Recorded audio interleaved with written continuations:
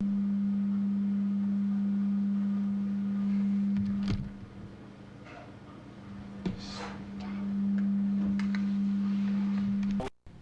because of the way that I've been raised. Now, I've told you before that there's a book by Leon Uris called The Hajj, and there's a Jewish man and an Israeli and an Arab. They grow up together in Jerusalem before the war starts, before 1948. It's the middle of 30s. And they grow up together. They go through the 48 war. And Leon Uris is telling the stories about the two personalities and the way that they grow up and the mentality they're raised with. The Jewish guy, you know, the story about Mrs. Ickowitz running down the street with her buggy, and the two boys are in the buggy. Oh, she said, my buggy, good-looking boys you got there. She said, yeah, she said, this is Davy the lawyer, this is Henry the doctor. That's the mentality, is success is already planted inside of them. I'm not trying to pick on anybody. So. But when the Arab is raised up, he's raised up and said, don't trust your brother, he's going to steal your dimes. And watch your sister, because she's going to marry somebody and they're going to take all your land. Now, if you got to get in a fight, get your brother to help you, because you're the closest thing you've got to friends. But we're going to go against your cousin, because your cousin owns all the sheep. But now, if we got to go against the sheep, we got to go against this guy. Get your cousin to come help you. And this is the mentality that they're raised with, that this book brings out. I think it ought to be in every social studies book that they have to read it. I mean, it's the most remarkable thing to get into the mindset of the people over there. So whereas the Jewish people are raised with success and love. They're put into a kibbutz, which is a big commune, and they all help together and they all come together. Whereas in the Arab mentality is that you can't trust anybody. And so they grow up with this whole thing. And Islam teaches you that if you can die in a holy war. Now, pure Islam says that the Christians are okay and the Jews are okay because they're people of the book. We're all descendants from Abraham. And the Christians and the Jews have run a little silly. They've gotten off the wrong side. They don't understand that Ishmael was the chosen one, but they're people of the book, and Muhammad came and explained all that to us. And they believe that Jesus is going to physically, literally return to the face of the earth. They believe that Jesus was resurrected. In pure Islam, they believe that. But they don't believe that he was crucified. They left that part out because that's the atonement for the sins. What would it be for? Because you have to be perfect in your faith. You have to pray 5 times a day. You have to go to Mecca. You have to. Now, Mecca is over in Saudi Arabia. So it's safe from all this, okay, at the present time. The next most holy place is Medina, which is in Saudi Arabia. The next one is Jerusalem itself, the Dome of the Mosque. Over the rock that Ishmael was sacrificed on, according to their book. You know, we know it was Abraham. They think it was Ishmael, okay? Because they have called themselves down, they didn't read all of Genesis where it said that under your seed will be blessed, and his name is Jacob and Isaac, and where the flow comes through and what God has said. And that book was always there. The thing we have to remember about our Bible is all these other things are theories and all the other things that have happened. But Muhammad's dead. You can find his bones in the grave. He didn't raise up. He's still in the grave. Buddha's still his bones are there. Jesus, the tomb's empty, and there's a sign over the door that says he's not here. He is risen. It's the best sign in all of Jerusalem. It's right over the door as you turn to leave out of the gate. Now, all this turmoil is going on in the Middle East. And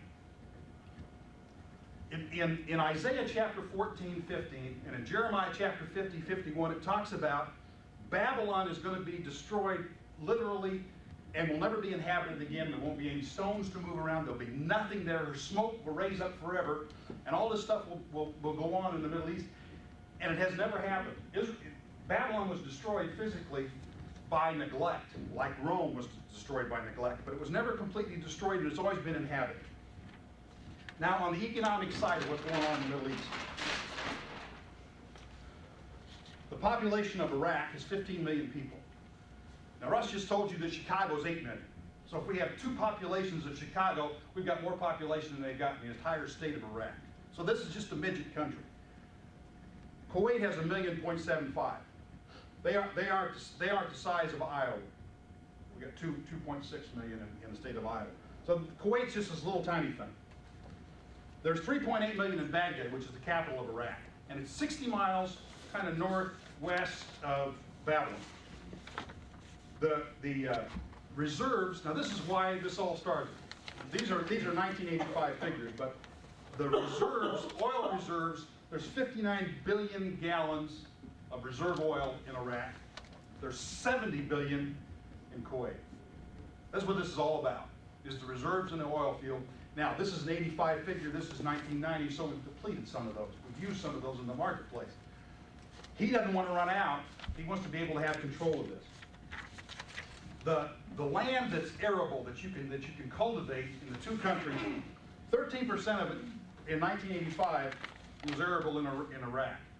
Now, Iraq has those two rivers flowing down each side, the Euphrates and the Tigris. And at one time, under the Babylonian reign, when it was all called the Valley of Shinar, in that whole valley they cultivated. They put channels in there. It was all cultivated. But again, because the Arab is nomadic and moved into tents and moved out, they just neglected it all. And so it all filled back over, and now it's turned back into desert. That land is extremely rich soil. If it's fostered right, if it runs through the right amount of water, that can grow almost anything. It's just a fantastic piece of land. Like it would have been in the Garden of Eden when it was arid properly, when it had the right kind of air and water thing. Only 1% of Kuwait is that way. Kuwait, it says it is flat, it is hot, and it is dry. It really sounds good in your encyclopedia. It's hot, it's flat, and it's dry. And Kuwait's a place you don't want to go. But what they do in Kuwait, the gross national product, the per capita income in Kuwait, in Iraq is $2,400 per year, per person. In Iraq, it's $11,400. Everything in Kuwait is oil. The Kuwaitis do not work physical labor. That's for the foreigners. I sold a guy from Kuwait who was in engineering school. He was going to go back to Kuwait and work for the government for 4 years because he came here on free education. And I sold him a villa of furniture. His wife came in, we sat down, we drew all the windows. You didn't know, this is when I was doing Rooms by Charles.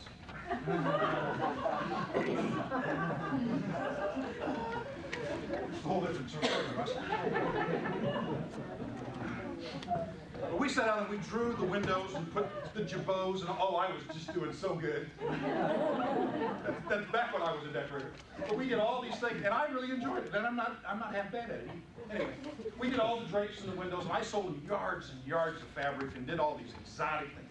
This white Baroque furniture with the white wood trim on it, with sort of a rust and cream beige pheasants into the fabric, brocade. Oh, it's just terrible. She loved it. I did what the customer wanted. I didn't think. Judy said, "Don't bring it home, sell it." So that's what I did. Anyway, I'm getting to my story. I sent all this stuff out to Colorado Springs, and my driver got the flu. And my other driver had to do something else, and so all of a sudden, I don't have anybody to take the furniture, and I need a check for $38,000. So one of Matt's buddies is home from college, and he and I drove to Colorado Springs in the furniture truck. Thank the Lord he delivered me from the retail business. And we got out there, and as we got ready to load this stuff onto the container, he was standing there with 4 of his friends, but they were not allowed to lift anything because it was physical labor. I didn't understand it at the time. I thought they were lazy, and I was irritated, and I loaded up my part of the container, then he had another whole thing, and it was furniture from pigeons. And he said, "What about that?" And I said, "Hire anybody you want to, baby, because give me the check and I'm leaving town. I'm not loading pigeons furniture on my container." Anyway, but they were raised that way. I found out later they were raised that way. They do not do menial labor. In all of Kuwait, everybody has somebody else that does it, that does all the menial labor. They don't do it because their income is so good based on it all. They have free Social Security, they have free education, they have free hospital care. If you are a Kuwaiti, everything is done for you. They are a spoiled society because of the flow of oil that comes out of it and because of Big Brother that makes sure the country runs fine. Bottom line, that's why we're over here. Here's another thing I found interesting is in Iraq, the size of California, half of Nevada, they have 230,000 automobiles.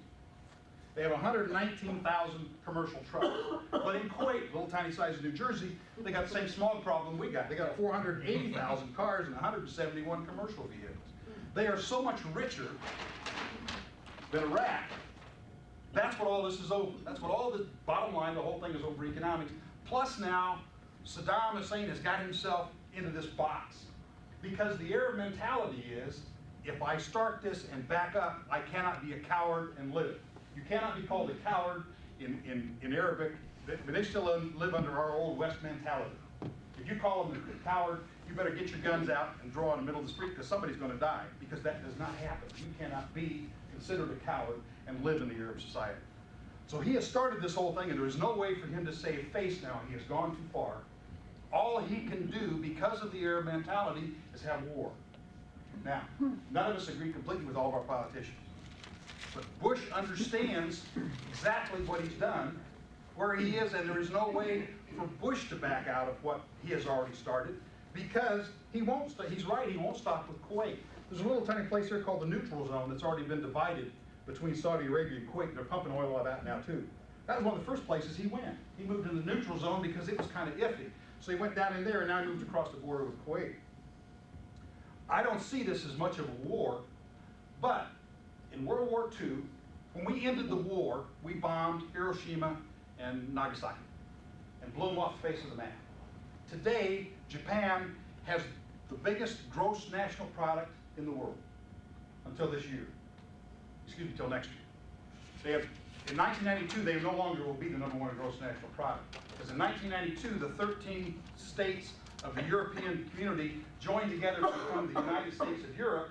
Their gross national product will be larger than Japan and the United States combined. That's another message in prophecy, but that's what's going to happen next. That European community, when they join together, all of a sudden, folks, we are third rate. I mean, we just lost it because Japan's bigger than we are. Now they're going to be bigger, so we are. We're going to be #3 in gross national product in the world, and we're going to lose it. Japan became that way because we gave it to them. After we knocked their lights out, won the war, destroyed them, we took away all their weapons, said you can no longer be a warring nation, which was their heritage from the turn of Japan was always a warring nation. They were at war. If you look at their history, that's all they've ever done was fight. Their history goes back into whatever it first starts in our history books. All they ever did was fight, and that was Japan's nature. We took away all their weapons, destroyed. Said, okay, now because you can't do that, we'll protect you, and we'll put money into your economy. Now they're buying up the United States. They bought one of our biggest companies 2 weeks ago, and they're buying more and more.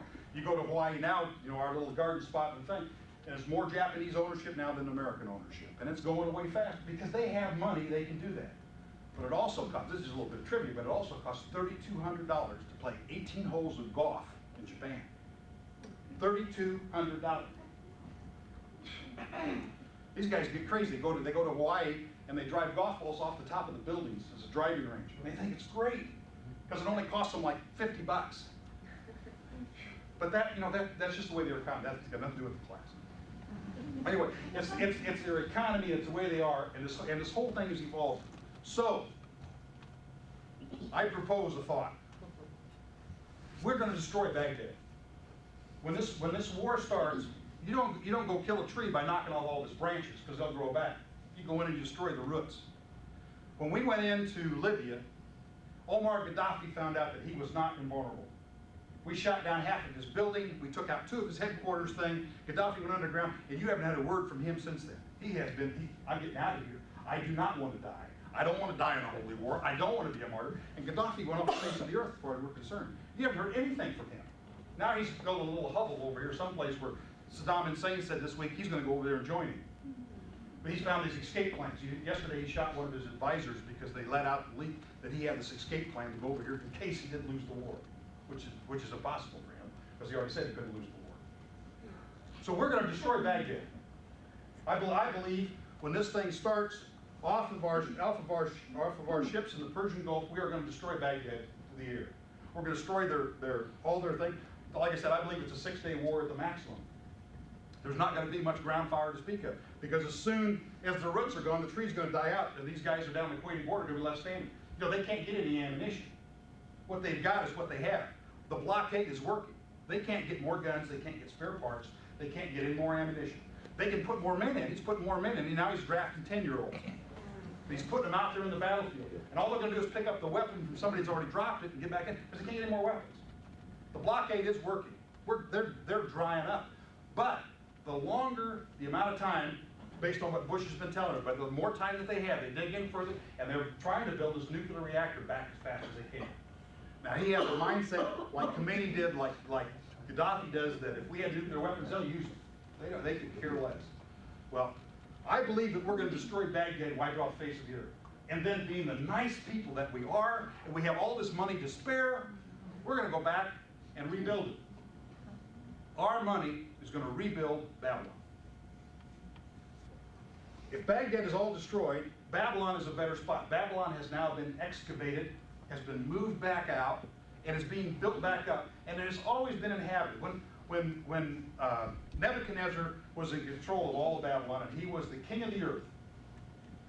Turn over to Daniel.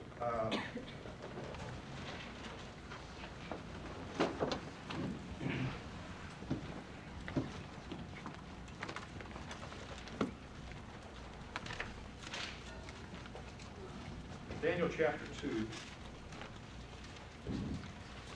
All the world leaders have always looked at somebody else, and that's who they wanted to be.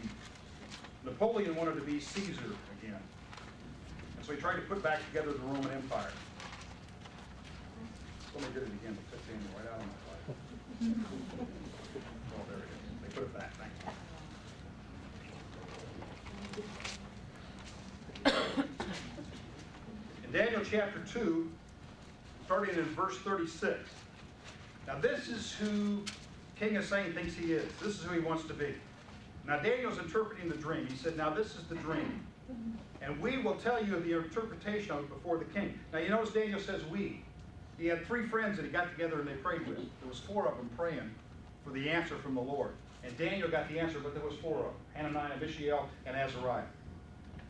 Shadrach, Meshach, and Abednego. They don't want to be called that. I told you that before. You, O king, are a king of kings. For the God of heaven has given you a kingdom, power, strength, and glory. And wherever the children of men dwell, or beasts of the field, or birds of the heaven, he has given them into your hand, and has made you ruler over them all, and you are this head of gold.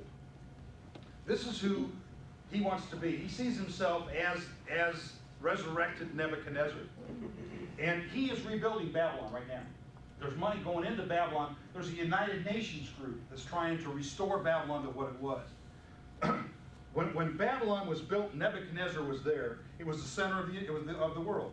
Assyria is up here in this corner, and Assyria was the big kingdom before. But when Nebuchadnezzar came in, he controlled all this. He was in charge of this entire amount of the world. Matter of fact, it's over here off the map in Egypt. And he was the first one that controlled the entire region, and he was the head of gold in Daniel's statue. And he built Babylon out there on this plain. Now, it's a very flat area. The Euphrates was coming down, and as you looked out, it's sort of like, no, I didn't even like that. Anyway, as you come down, all of a sudden in front of you is a wall 350 feet tall. This is the outer wall of the gate of the Babylon itself. Was 350 feet tall. How many stories is that? 35 stories tall. Yeah, 35 story tall out here in this flat plain. And above that is this garden. He put the hanging gardens in there. And the hanging gardens he had built for his wife, and they were 400 feet square, had 10 feet stairway, and they were tiered one upon the other. And they would lay down brick, and then they would lay down rushes so the water would drain through it. And then he'd lay down asphalt. And then he put another layer of stone, and then he covered it with earth, and he planted these trees so his wife could see it. And they went almost 400 feet tall. So you're coming over the hill on your camel, and you look down over the hill, and all of a sudden here's this huge wall, and above this these trees are growing out in the middle of the desert, out in the middle of nowhere. And on the end of Babylon, on the north end of the city, was a ziggurat. Well, I knew I could say it. The ziggurat, and it was tiered 8 different levels, and it was 600 feet tall. How many stories is that? 60 stories. How big is the principal building? 42. 42. So it's bigger. So as you're coming across the desert, and all of a sudden you look out there, and all of a sudden you come over the hill, and here's a wall 10 stories tall, and then there's trees growing out of it, and then on the end of it is what was left of the Tower of Babel, and it's 600 feet tall, sitting out in the middle of the desert. This is an impressive kingdom. Got to have a lot of slaves, drag a lot of people, move a lot of stuff to get all this thing built. Now the city itself was 15 miles on a side. So it was 60 miles around the city, perfectly square. The Euphrates River went right down the center of it. And on both sides of it, there was an older part and a newer part, and they had 2 bridges that were like 15 feet, 150 feet wide that went over the top. Underneath the river, they have found a subterranean cavern where they had banquet rooms. And it connected the two palaces that were on each side in the middle of the city. The streets were 150 feet wide. Ours are what, 24, 26? 150, so I suppose they could put, you could have 4 chariots going this way and 4 chariots coming this way.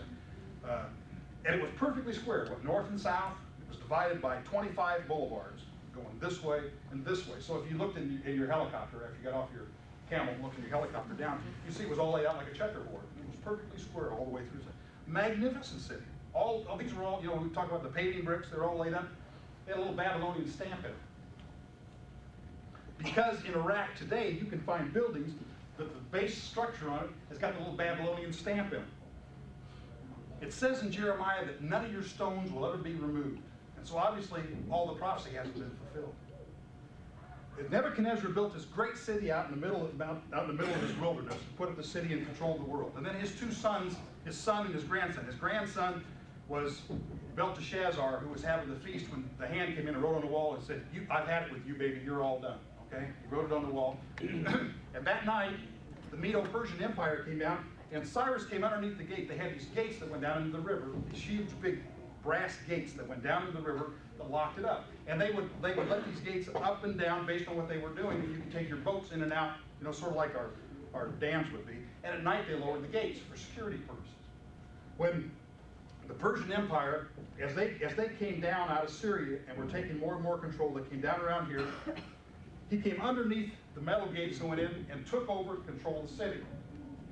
Now, the Darius the Mede that came in was of a different mentality than the Nebuchadnezzar war type things. He came in, and the people that he took control of, he would put them back in their lands. And he would try to do a little more psychological management other than just fear and stress. So when he came in, he went through the kingdom and talked to the people that were in charge and found Daniel, Hananiah, Mishael, and Azariah, and found that they were captives, but they really understood the government. So he kept them. Excuse me? It's 10 to 11. I'm just getting started. Just I got a new watch for Christmas. It doesn't have the alarm on it. Well, that's all right. I'll try to remember where I am. Now, the thing I want to leave, I'll be gone next week, and so this will be delayed for another week. I have to be in town. All this is going to happen. It's all going to be literally fulfilled. Read Isaiah chapter 14 and 15, Jeremiah 50, 51, Zechariah chapter 5. Oh, wait a minute. Run that by again. Okay. Isaiah chapter 14 and 15, Jeremiah 50 and 51, and Zechariah chapter 5. Revelation chapter 18, Revelation chapter 17. So we haven't even got the scriptures yet. Huh? Isaiah 14 and 15, Jeremiah 50 and 51, Zechariah chapter 5, Revelation 17 and 18. May take more than one more section. I'm having fun. But remember, before any of this happens, before Babylon is rebuilt and destroyed, before any of that, we have been promised to be saved from the wrath to come. And rapture will happen. Like on my case, get right or get left. It can happen in the morning. Everything has been fulfilled that needs to be fulfilled. It can happen this afternoon. Go with God. Russ says use the word.